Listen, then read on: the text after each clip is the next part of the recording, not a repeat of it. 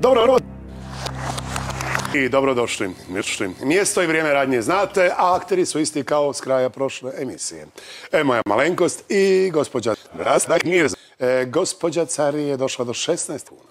Ima džokere pola i ova 3 znalca. Mislim, ne vidim odličan ili fenomenalan rezultat. Možemo li, Zrinka? Naravno. Sretno na 10. pitanju za 32 kuna. Koji se pojam iz biologije redovito uspoređuje s plastikom na krajevima vezica za cipele? Mikrotubuli, konačan odgovor.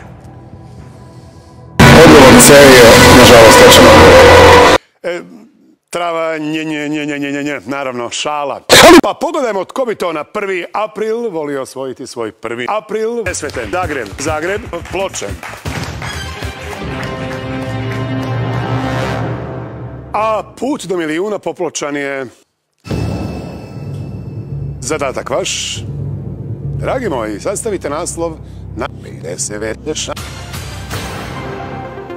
A odmori, C odmori, D odmori. Radi se naravno o seriji Odmori. Sad čekamo Ima naravno. zbor na Feru? Je, muški zbor. Jedini muški zbor na sveučilištu. Koji repertoar je vaš? Pa...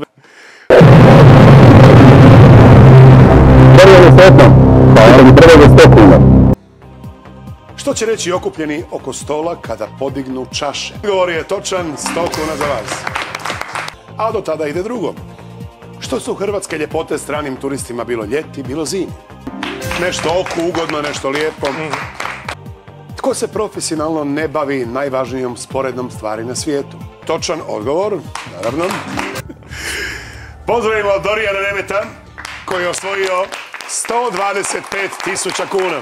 Nastavljamo niz. Kako ide? Bik, kuća, deva, vrata. Naravno, to je jedna specijalna emisija gdje ćemo prvi put podijeliti 1.000.000 eura, odnosno sve ovo pretvaramo u eure.